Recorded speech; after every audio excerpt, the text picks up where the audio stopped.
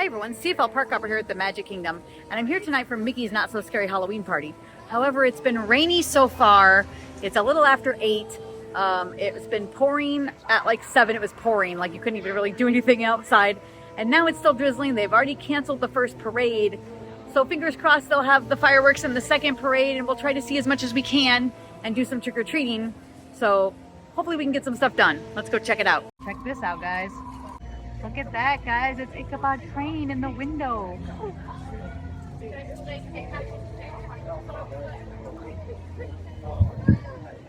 Yeah. Reading his book. All right, everyone. So right now we're in line for the Diamond Horseshoe Saloon, where they're going to have one of the trick-or-treat spots. But also, the ghosts from the Haunted Mansion are inside here. Now, over here in the Frontierland area, I think they're normally outside, but because of the rain, they're going to be here in the building. So just a tip, if you come on a rainy night, check inside the Diamond Horseshoe for the ghosts from the Haunted Mansion.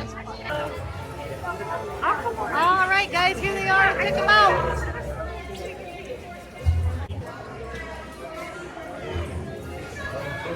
All right, guys, here they are. Look how cute. The ghost from the Haunted Mansion.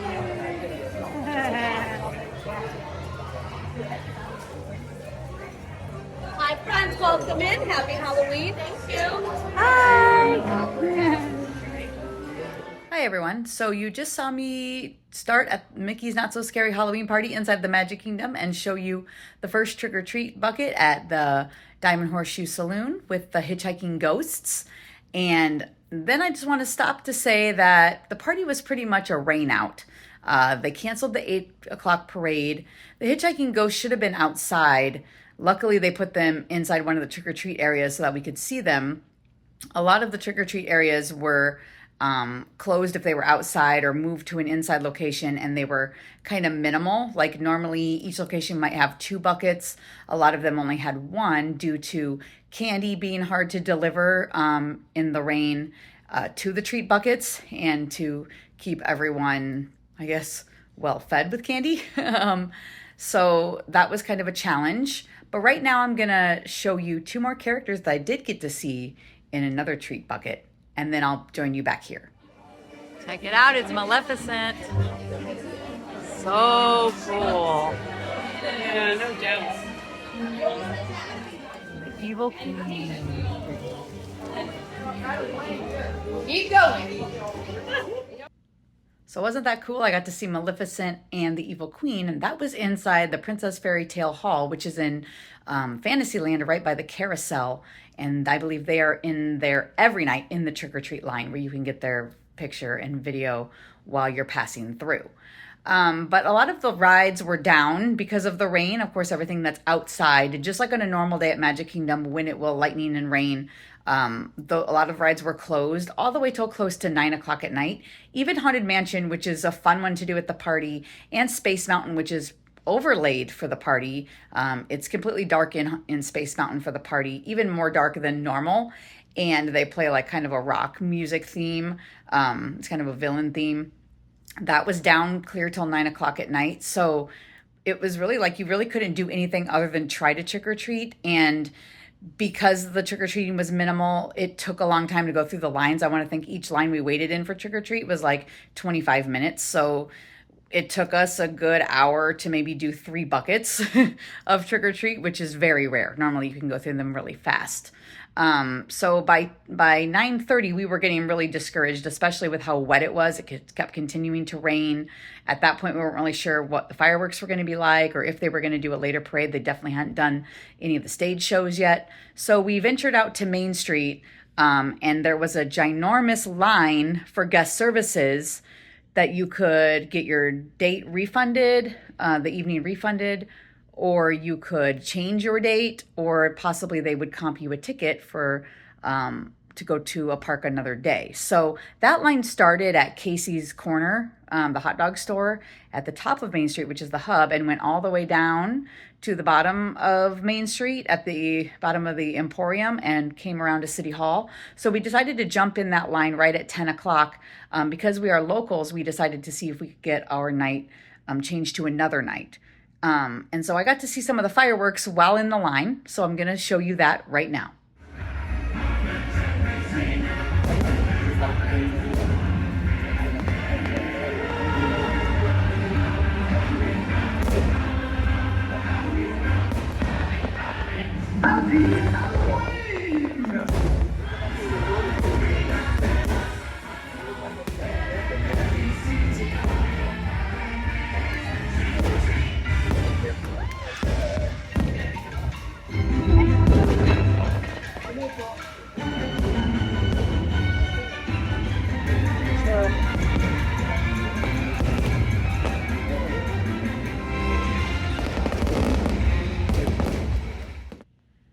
And it's a very cut short version of fireworks because I had to keep walking and moving forward and in the line and keeping my place. So it wasn't like I couldn't just stand there and do fireworks.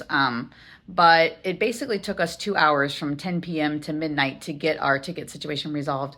But we were able to change our night for another night, and Disney was extremely accommodating, and that they let you pick any other night that was available, and they just covered the difference. So the party goes up in price as it goes on closer to Halloween.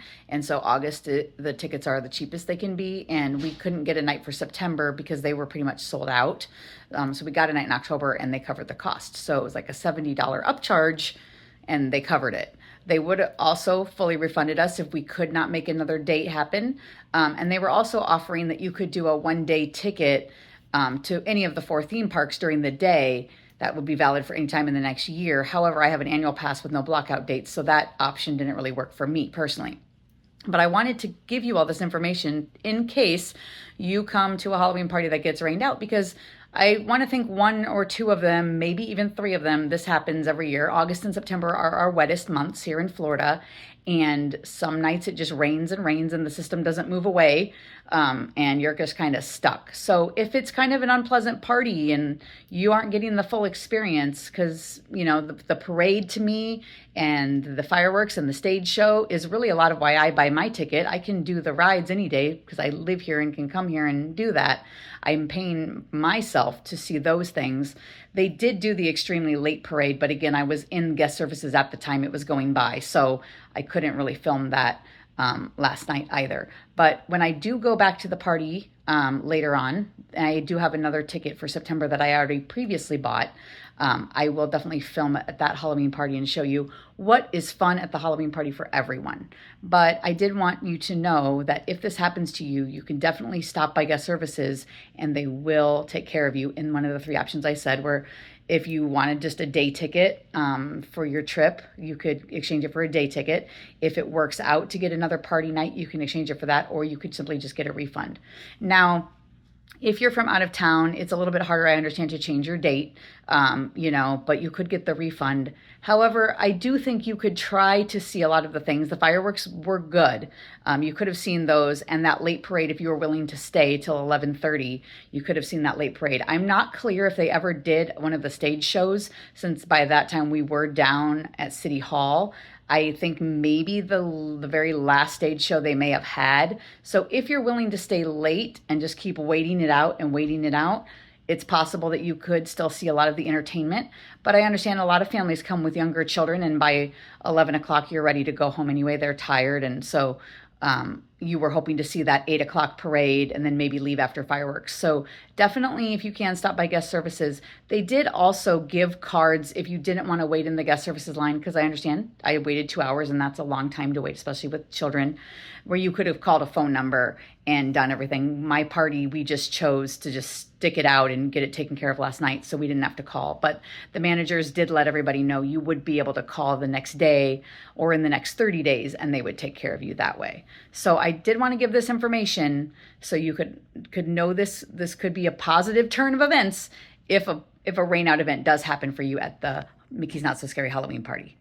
Well, everyone, I hope you enjoyed the little bit of information I could give you about a rain event here at Mickey's Not So Scary. Again, I will update you in about another month. Look for a video on what really happens at the party where I can show you everything. We'll have other great events coming up this fall as well. Food and Wine is getting ready to kick off. And if you are a horror fan, Halloween Horror Nights is getting ready at Universal to start up. So we will have some videos coming of all the fall events here in the Central Florida area.